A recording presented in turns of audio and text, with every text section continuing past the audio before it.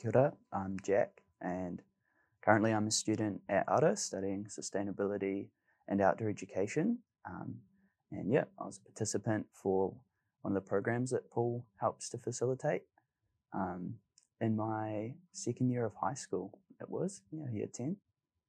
In year 10, things were pretty turbulent, I'd say, for me. There was a lot going on at home and with my friend groups, and yeah, really working hard to consolidate what my identity was.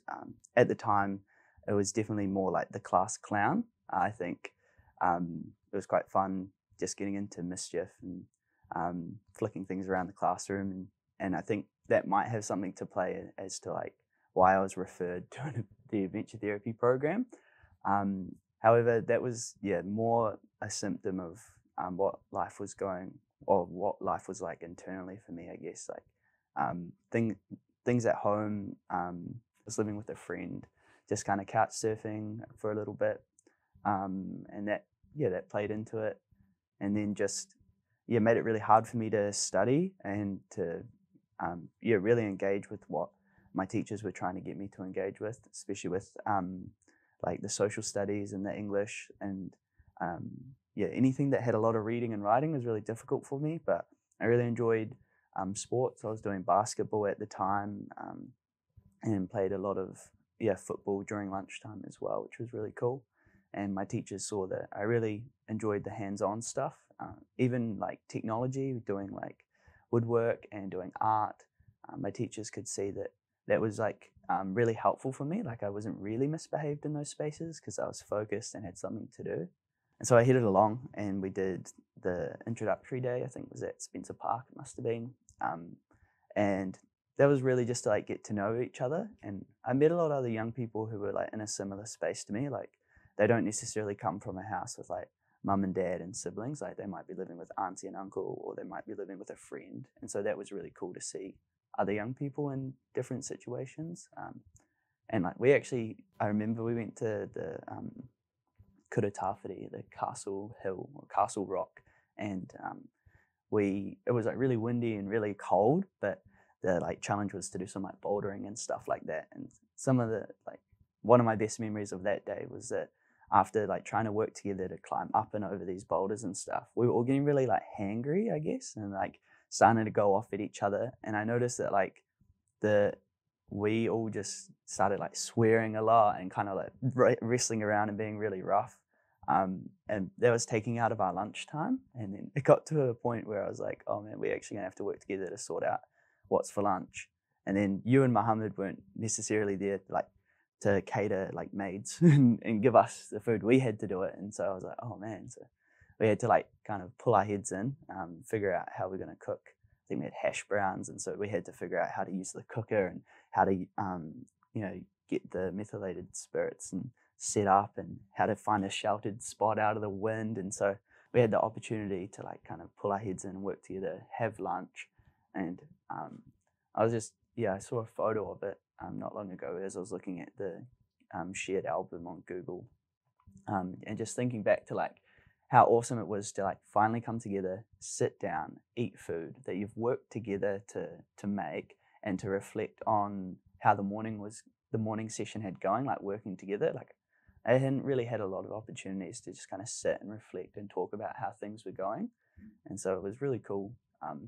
That that was just one example, I think, of many different times throughout the program where we got to just sit, talk, and reflect on how things are going and what we might change. And it was like, it was cool. Like I kind of had an opportunity to have a little bit more ownership over how things were going, because with things being so turbulent, it was like I didn't have control. And so to be given just that little bit more of control over what it looks like to act and behave in the group setting was really cool. Yeah. So some of that change process stuff you mentioned, Mm.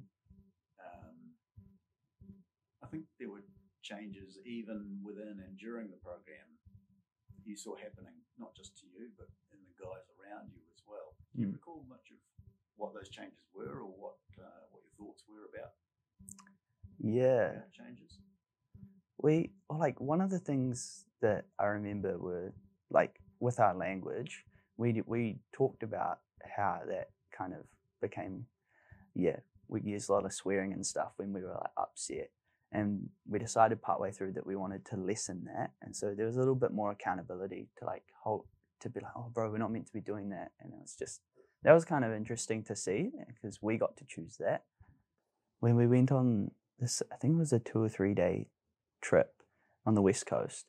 And it was like, we were quite tired. And what happened was is that we were sleeping outside under a tarp, and it'd been a big day. And because it was so cold, we were kind of like, we had to just like accept the fact that like huddling together would be our best option. And like keeping in mind, we were trying to be kind of like blokes and stuff like that. And we just had this, I don't know if I've told you about it, but we had this moment where like, we were all just like really, really tired. And we were all just kind of trying to hold it in. But it got to a point where we were just like talking to each other about how tired and cranky we were and whatnot. And like, I just had this moment where I just kind of like started crying and like, it's like holding back tears a little bit.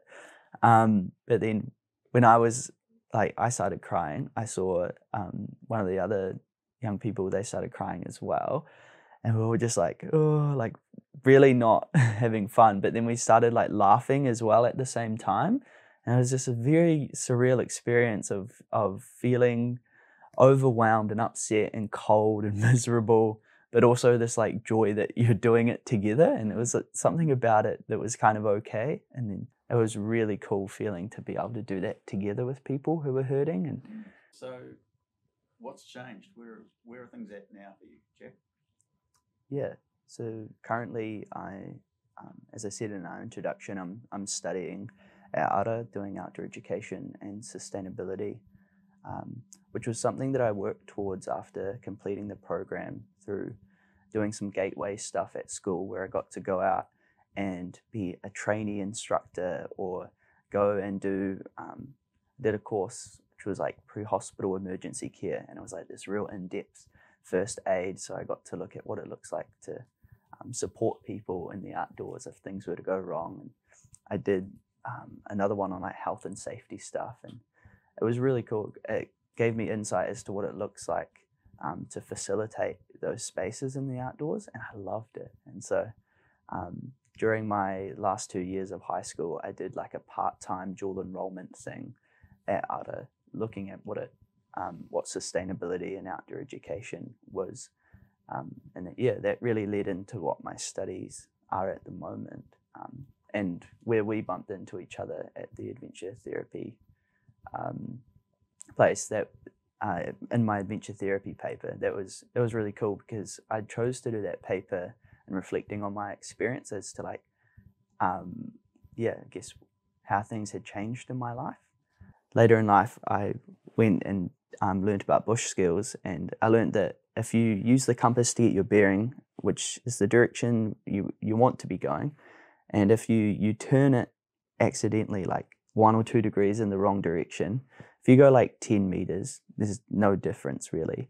And if you go like 100 meters, you might be a little bit off where you originally meant to go. But if you go like 1 kilometer or 10 kilometers, like you're going to be in a totally different destination. And I was thinking about this adventure therapy program as kind of, in the moment, it was only like a couple degrees this way or that way, but it's kind of had a butterfly effect as I journey on in life. And that's kind of how I was thinking about the different destination. And if in year 10, the destination that I was heading it wasn't really great, because I was looking at what I was getting up to and what my friends were getting up to, and seeing that some of my friends were like ending up in prison or ending up in very like harmful relationships, and some of my friends just were really not having fun. And I was like starting to realize that was the direction that I was heading in, and I was like, oh, like that felt really uncomfortable, but I felt stuck, and I had addictions and I had broken relationships, and I wasn't too sure exactly where it was heading, but I had a very strong idea that it wasn't going in a great direction. But like, since then, because of all these little kind of like compass adjustments in life with the adventure therapy program definitely being one of them, and like youth group being another, I think I've kind of ended up in a different space where I'm connected in community. I'm working towards healthy relationships with my family and friends, and I have things that stimulate me, that bring me joy, that aren't harmful to me in those relationships. Like, yeah, that's kind of the why I'm here talking with you, and I'm able to say thank you for investing in me in that moment in my life at that time, because it has had a pretty profound effect, and I'm super grateful for that. Because like one of the things that I knew I would receive when coming along to the program was this kind of like unconditional, like kind of like this love for me, or this kind of persistent patience. I could maybe describe it as that both you, Muhammad, and Jay all had this kind of persistent patience, if that's what we want to call it, where for me in year 10 at high school, my teachers and any youth workers and stuff like that really struggled to have patience with me, and I'd figured out how to kind of tick them off really easily, and I knew how to push all the buttons.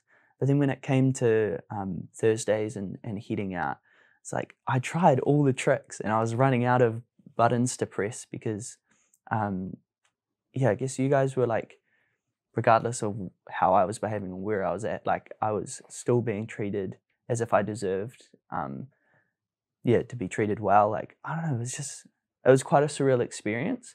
And I think like I connected the dots between the way that I was treated, regardless of how I was feeling.